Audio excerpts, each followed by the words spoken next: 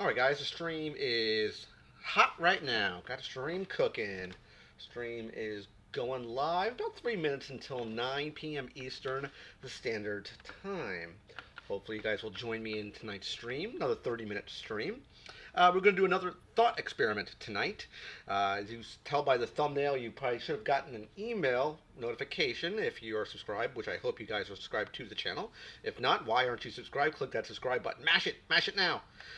Take a look at the thumbnail, make sure it looks good. It looks nice, good. Very, very good. So tonight's stream is going to be pretty cool.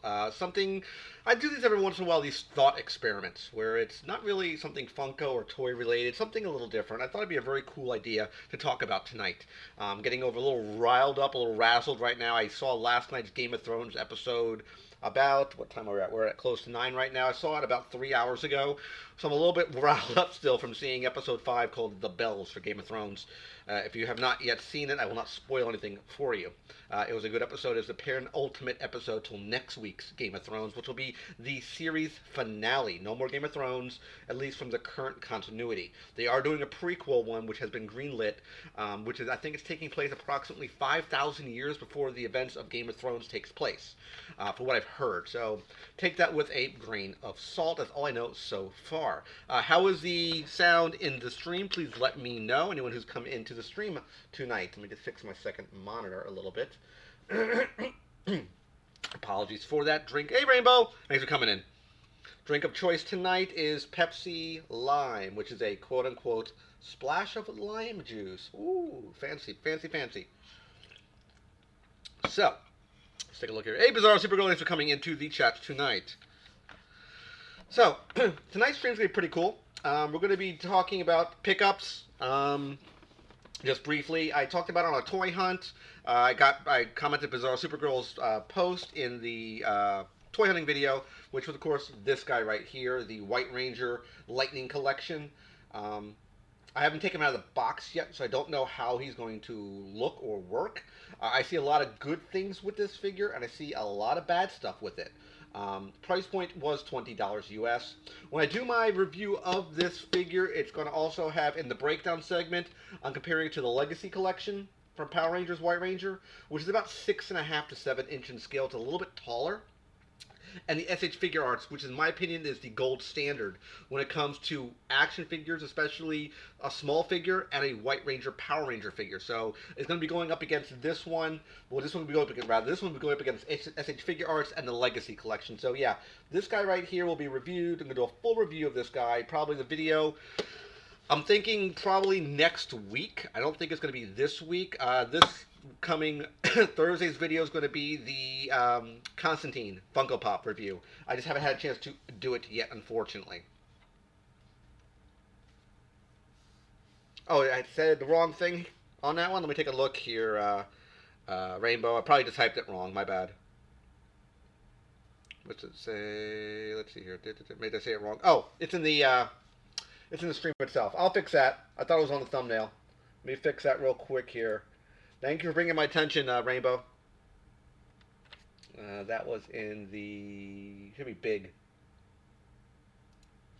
That's what I get when I don't have quite enough coffee in me. We will put that there, and I'll save it when it goes up. Thank you for the spot, Rainbow. So, as Rainbow pointed out, we're going to be talking about that shortly. But again, Lightning Collection seems like a good figure. We'll be doing that shortly. Hey, thanks for coming into the chat tonight. You had a Funko question. Hit me up with it, AA, before I start my little verbiage here. A fluidity of the mouth right now, so I will talk about my idea for the stream tonight. Hit me up with your question, AA. What's going on? He has a Funko question, so I'm going to answer his question on the stream. It's fixed? Oh, it's fixed? Cool. Thank you. I don't have a save button on my stream here, so I can't tell when it saves or not. It just auto-saves, so that's fine. Cool. So, Glenn Hobby has a question. He'll hit me up with it. But let me move on to the main... Oh, did you ever find the Gwenum Pop? I have seen them.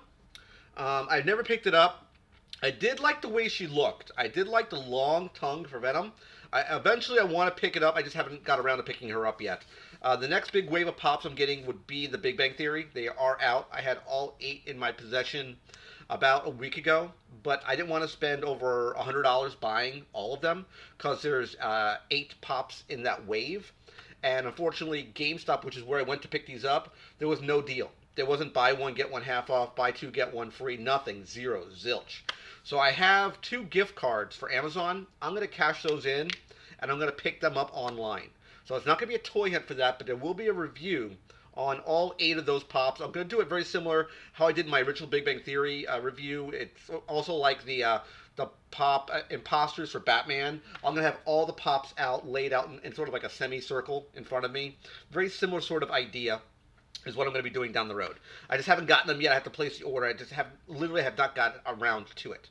So, as you might have saw on the thumbnail, the idea of today's chat is basically the idea for stream is, what do you guys think will be?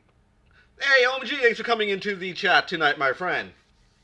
The stream tonight's going to be a little different, another thought experiment. I throw this out every once in a while, and I like doing it. So I like really getting into underneath your guys' mind, making it work, coming up with ideas, which I think is a good way to make a dialogue. I think it'd be a cool idea. So the idea is talking about the next big franchise after the whole Marvel Endgame stuff, which is 21 movies. It's a $2 billion franchise now. What do you guys think would be the next big or slash small screen thing for comics going into either movies or TV? Yeah, Bizarre Supergirl, it's out. I know my FYE has them. I've seen them. I just never picked them up. It's Spider Gwen, known as Gwenom. When they were doing a big arcing story in the Marvel books, the Venom symbiote was infecting other superheroes or villains, and they would be part Venom. So you would have, let's say, Venom Pool or Gwenom.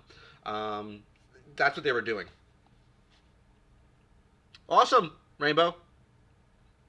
I've seen one, Rainbow, at FYE. He's sitting in a Indian-style pose. He's sort of floating. That's the idea for that one. Mr. Missile Picklick. So the idea is, I want to kind of throw this by you guys and see what we can kind of stir up with this. I'll give you my ideas, and I want to hear from the audience, from you guys, what you think. So here's the pitch. You working for a studio house in either movie or TV. Doesn't matter which one this is. Oh, it's a very good one, Bizarro. Drink is we're doing some Pepsi Lime tonight. So the pitch is you're really in charge of the marketing to get the IPs of some type of comic book or pop culture franchise and move it from its medium to either the big screen or small screen, whichever one you would think would work best for you. So again, we're talking about money is no option. So we're going to take that off the table now. Don't think, hey, we can't do this because we can't afford it. Take that away. Don't even use money as a crutch here. So the idea here is, what would you think would be the next big breakout franchise in the movies or on TV? And you're basically with investors, and you're trying to pick up these properties, these IP, these intellectual properties, to move them from the comic medium into either big screen movies or small screen TV. So here is my approach. I was thinking about this today when I was getting ready to watch Game of Thrones, and I was thinking about this all during work today. I came up with really three ideas. They're all two of them are comics, and one of them is a book, which I know for a fact has already been licensed to come to HBO. I'll talk about that one last. The first one is a comic that came out, I want to say, about 6-7 years ago. Gwenpool, yep, 6-7 years ago, and it's by a writer named Brian K. Vaughan. He's well known in the independent markets. He did stuff for Wildstorm, which was a sort of an offshoot of Image Comics, which was Jim Lee's production company, which now got picked up by DC, but it was still part of the Wildstorm brand. It's called Ex Machina. If you've never read that book, it was 50 issues, and I believe it completed. I never finished the series. It got pretty deep in it, but I never got the last few issues in it. The idea is a real-world take on superheroes with a political twist. And the idea was a guy known as the Great Machine. His name is, I think, Mitchell. I can't remember his first name, but Mitchell 100 is his name. and Mitchell Hundred, yeah, that's his name. And the idea is that he was a superhero, and he gained superpowers by an exploding device near the Brooklyn Bridge in New York, and it blew part of his body apart. Not ripped it to shreds. Hey, Leo, thanks for coming in the chat tonight. Didn't rip him to shreds, but it ingrained this sort of alien technology on his face, and he has what looks like a circuit board sort of on his left side of his cheek and part of his left side. And he's able to communicate with machines. He can talk to any type of machine. He can talk to a car. He can talk to a cell phone. He can talk to anything that's electronic. Sometimes the things will talk to him back. Sometimes the things will even lie to him. Yeah, I know, Leah. And the idea is during this whole thing, when he was known as the Great Machine, he was a superhero. He had a jetpack. He made literally a ray gun, like you would see the old 1930s and 40s serials with aliens with ray guns. He had a ray gun, and the idea was that I think the opening page of the very first book was him flying up to intercept a plane. This happens on 9/11, and it's him getting known as a superhero, but he eventually becomes mayor of New York, and it's his 100-day reign of mayor, and that's what these issues are all about. And they have flashbacks with his reign of being a superhero in real world mayor. So it's happening after 9/11, but the events happening prior to him becoming, like, he was just becoming a superhero. So it's a very, very cool idea, and I want to leave you with one image that I saw, and it would really, it might rock a lot of people. And I do apologize if you had maybe loved ones in New York when things like this happened. And there's a dialogue near the end of the book, and this is the last page of the first issue. And I want to hold it up so you can read it. And I think it's a very, very really cool spellbinding scene where you see one tower and a beam of light, and the saying in the word bubble says, I would have been here. Let me read it home. I would have been here in time to stop the first plane. So he stopped one of the planes from hitting one of the trade towers in New York. So it's a real world spin on superheroes in real world time. And I apologize if anyone had loved ones in New York. I'm not trying to trigger anyone, so that's not my intent. But taking an idea and really rolling with it. Here's kind of what the art would look like for the cover of one of the books. So it's a very neat looking effect. That's him. That's Mayor 100 on the right, or actually your left, my right. And that's him dressed up in a superhero outfit. He wore a jetpack. That was the idea. The artwork is very, very, very neat looking. It's a different sort of artwork. It's not your typical look for art. It's very, very cool. It's very stylized.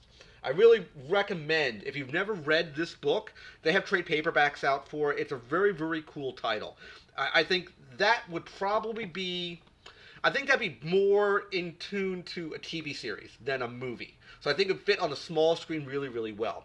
But I really highly recommend Ex Machina. If you've never read it, I think it's a great, great, great title. It would be chaos, Leo.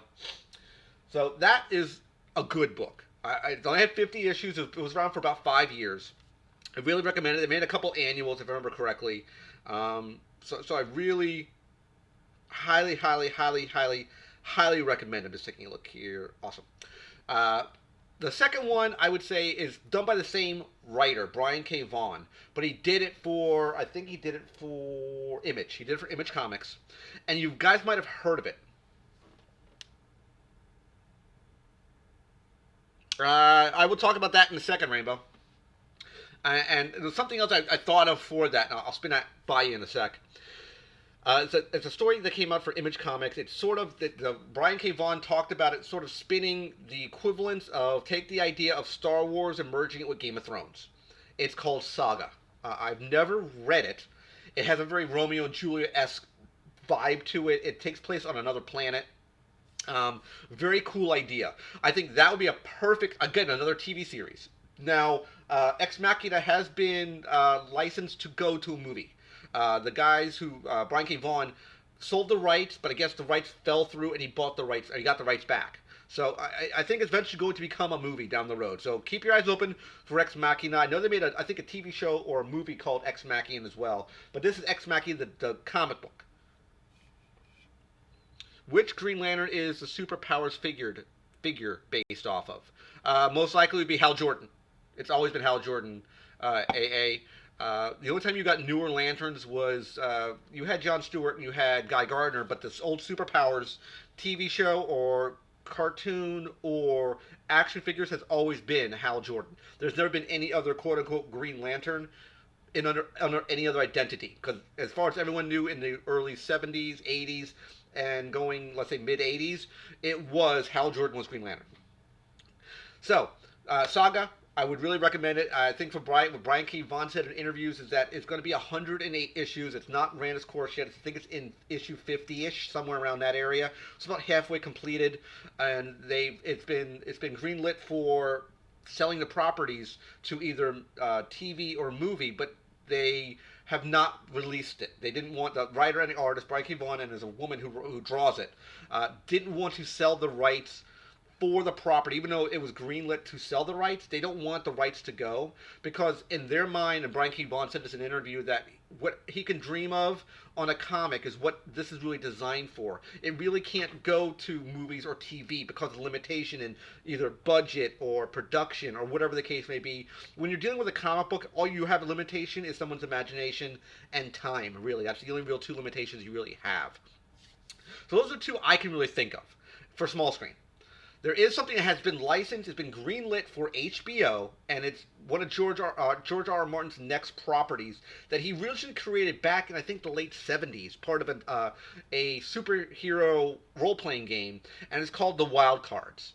Wild Cards takes place in modern America during that time, and it is like a alternate reality, and it has to do with superheroes.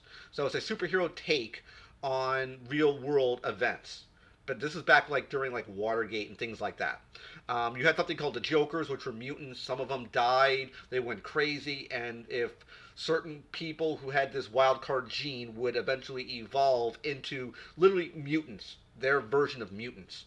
So it's very, very cool. It's a very cool take on the idea of superheroes done by George R. R. Martin. But he was sort of the antithesis of the wild cards idea, because the idea really was it was an anthology, meaning he got his writer buddies to come up with a character, and it was really their group that they gamed with, and each character had their own book.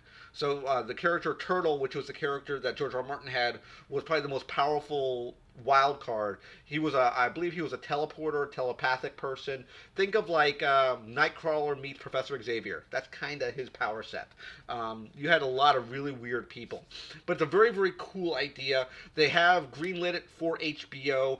It's going to be on HBO at some time. I don't know when, but eventually it's part of George R. R. Martin's sort of creation. It's a piece of what he's put together.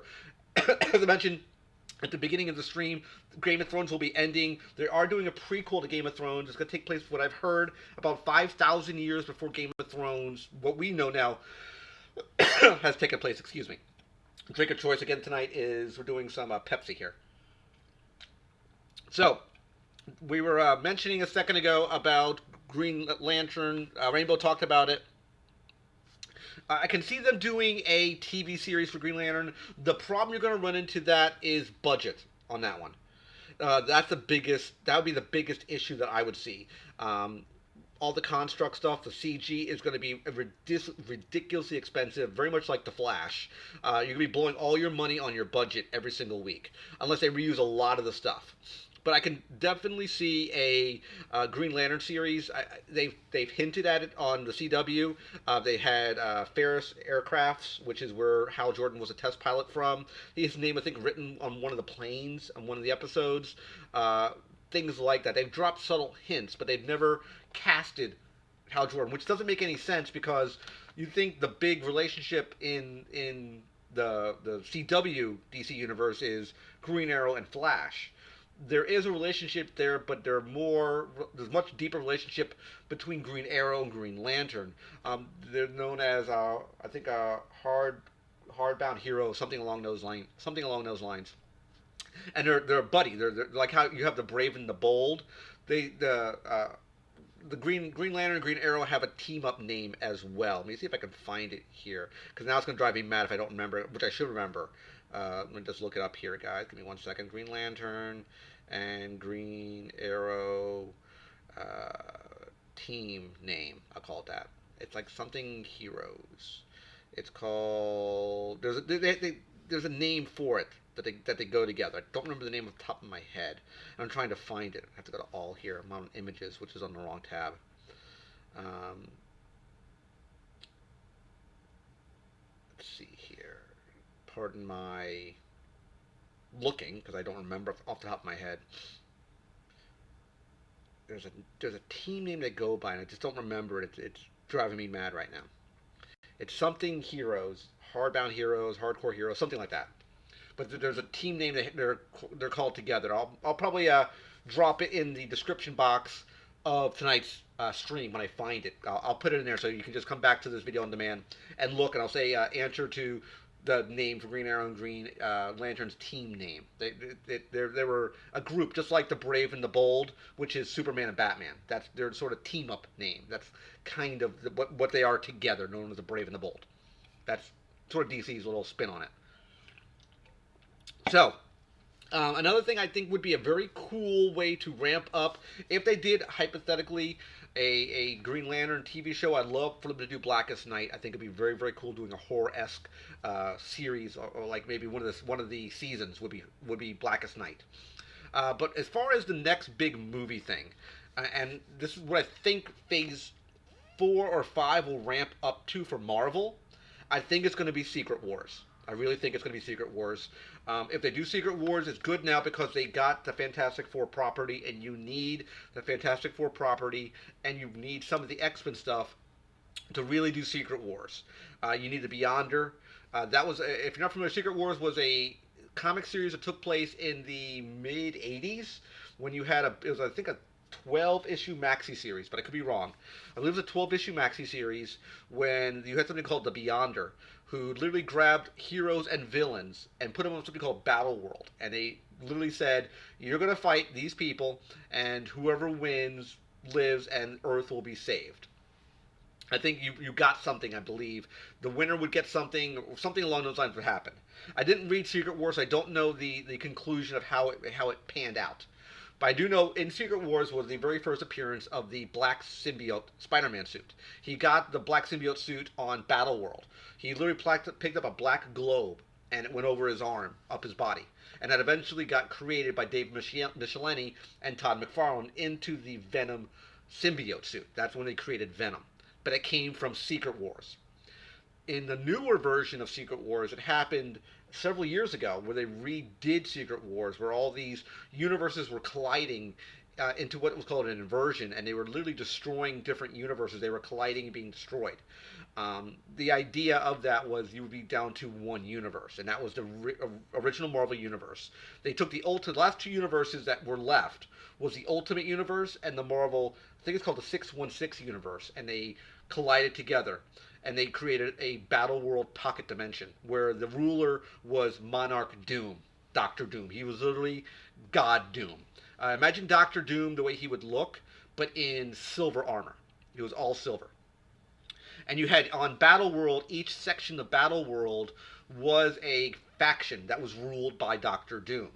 You had the Marvel Zombies that was in their area. You had the Ghost Riders in another area. You had, I think Old Man Logan did his own stuff too. And then you had, each one had their own stuff, and each one had a little maxi series with that. And that was part of real continuity. And I don't know how they changed it, because mind you, I don't read Marvel. I saw it on the shelves. I dabble and pick pieces of information up, but I don't know the whole spin of what happened. So pardon my ignorance if I don't know. So I believe Secret Wars will be probably the next big Marvel project, I would assume. If you think about everything led up to 21 movies to make Infinity War. And that's probably the biggest hurdle in DC's path right now is they have no Kevin Feige. Jeff Johns is trying to become the next Kevin Feige because he's the guy who sort of road mapped all this stuff together and made 21 movies sort of interlock and interweave together. DC doesn't have that, unfortunately. They rule on the silver screen. They just don't do it on the big screen. But those are my three real big things. I would say Ex Machina, to get back on track, would be a great TV show. I think Saga would be, again, another great TV show. Wild Cards is going to become a TV show, but on HBO. But probably the next one I would say would be Secret Wars. Would be a next probably the big Marvel property. I don't know what you guys think. What do you guys think would be the next big comic property franchise that would be picked up on TV or movie? What do you guys think? Hit me up in chat, please. We're coming up to 9:30, guys. So what do you guys think? Let me know in the chat. Let me know. Let me know. Let me know. See if I can find that answer because I'm really trying to really figure out what the heck it's called. Something hero. I'm trying to find it here. I know it was like tip of my tongue. I know I'm close to it. There it is. I found it. It's called Hard Traveling Heroes. That was their team name together. Hard Traveling Heroes. Yep, Hard Traveling Heroes. That was it. Yep, yep. I'll make a note in the when the video goes on demand a little bit later. I'll make a notation on it. But it's Hard Traveling Heroes. What do you guys think? Let me know in chat, please. The video for this coming, Thursday will be the Constantine. I'm going to do the video review on the Constantine Pop. That's going to be the next Funko review. Then, of course, this guy's going to be reviewed down the road. So keep your eyes open for this guy. And I still need to do Funko Pop Battle 3, which I haven't did it in about a month and a half. That's going to be AJ Styles versus Kenny Omega. That's going to be a video as well. Gwenpool will be an awesome movie too, or Spider-Gwen.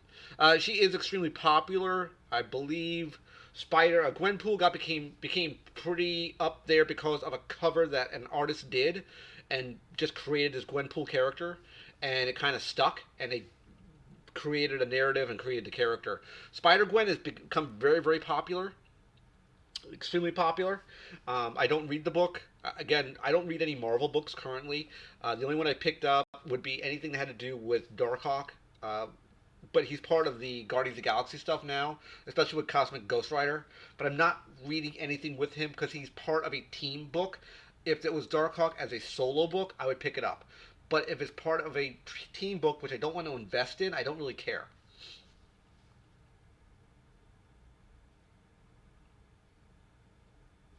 Yep, it's going to be happening, Captain Rex.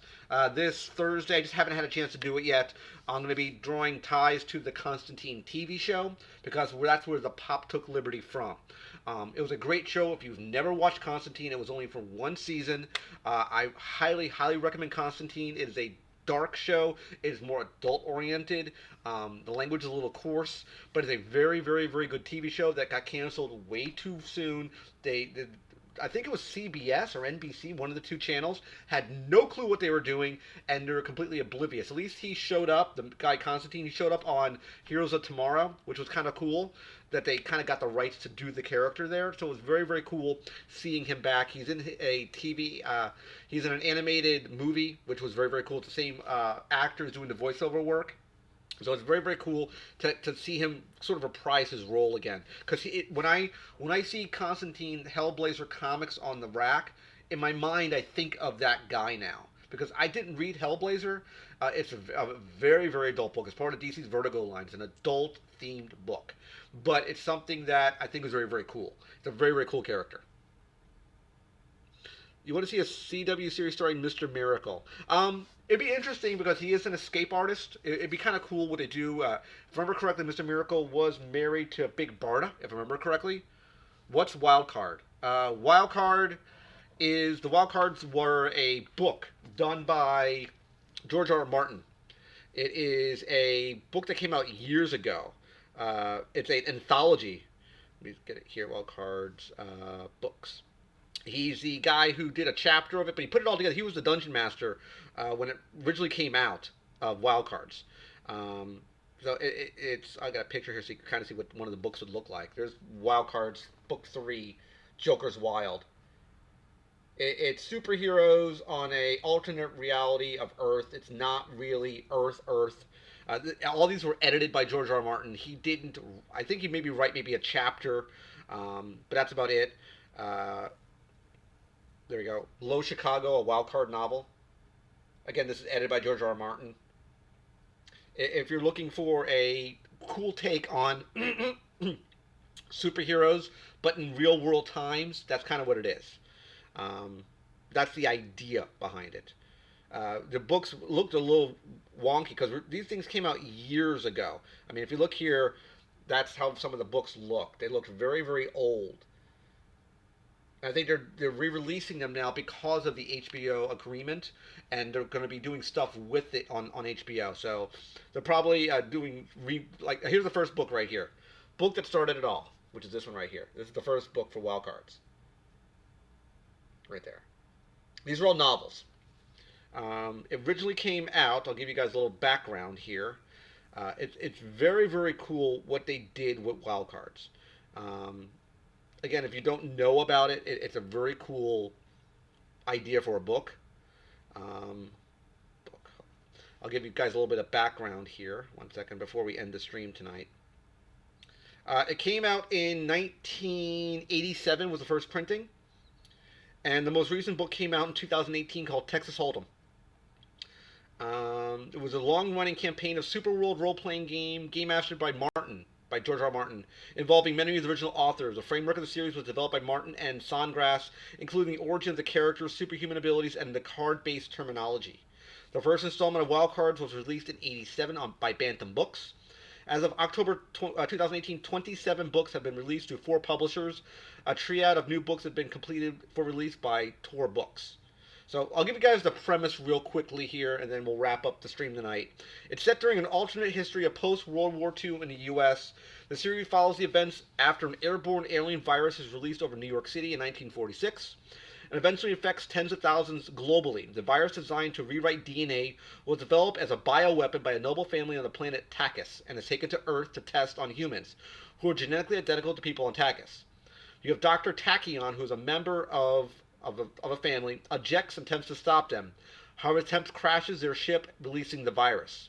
The virus affects each individual differently and becomes known as the wild card virus. Because of these random and unpredictable symptoms, it kills 90% of those who contact it and mutates the remaining percentages. Of the remainder, 9 are jokers who develop minor or crippling physical conditions, and 1% become what are called aces, who remain human or mostly human in appearance but develop superhuman abilities. Aces whose abilities are too trivial or specific to be generally valued are called deuces. That is the idea behind Wild Cards. How about Quiara's TV series on Disney? Never heard of it, Bizarro Supergirl. I could see her doing like a Spider-Gwen, AA. I could see that. I could definitely see something like that. I never heard of Quiara TV series. I know they even brought back Beastmaster, which is a great show, a great movie back in the day. But that's beside the point. So those are the things that I think should be brought back to the silver screen or movies. Again, to wrap up, I think they should do Ex Machina by Brian K. Vaughan. If you've never watched it, if you've never read it, I highly recommend reading it. Oh, Kira. Okay, I know what you're talking about now. Um, Definitely, if you've never read it, check out Brian K. Vaughan's Ex Machina, great series. Again, by Brian K. Vaughan. I'd never read it, but I heard it's very, very good. The Saga comic by Image. Ex Machina was done by Wildstorm, which was now part of DC. And of course, I think Wild Cards, which is George R. R. Martin's, which is going to be turned into a TV show anyway on HBO, but for small screen. As far as movies, I think the next big movie franchise we're going to get from Marvel is going to be Secret Wars. I think that's what they're going to eventually ramp up to. Which, if you really think about all the big story arcs that has hit Marvel, probably one of the biggest was Infinity Wars, and probably Secret Wars were probably the next biggest one. And Secret Wars, if I remember correctly, took place before Infinity Wars. So if you look at the timeline, Secret Wars happened first, then Infinity Wars. But because of licensing, that Marvel didn't have the rights to their own property because it was sold to Fox. Now Disney and Marvel has now reacquired the Fox rights, so they can do Fantastic Four now. They can do X-Men now. So that's going to be on the horizon in the near future. So it is 9:30, guys. I want to thank everybody who came into the chat tonight. It was another good chat. I want to thank everyone who came along. I will make the notation in the notes for the stream that the name for Green Lantern and Green Arrow's team name was Hard Traveling Heroes. I'll make that notation in the notes in the description box. Again, I want to thank everybody who came into the chat tonight. Another great stream. We're going to be cutting it in 3, 2, 1. Take care, guys. Have a good night, and bye bye.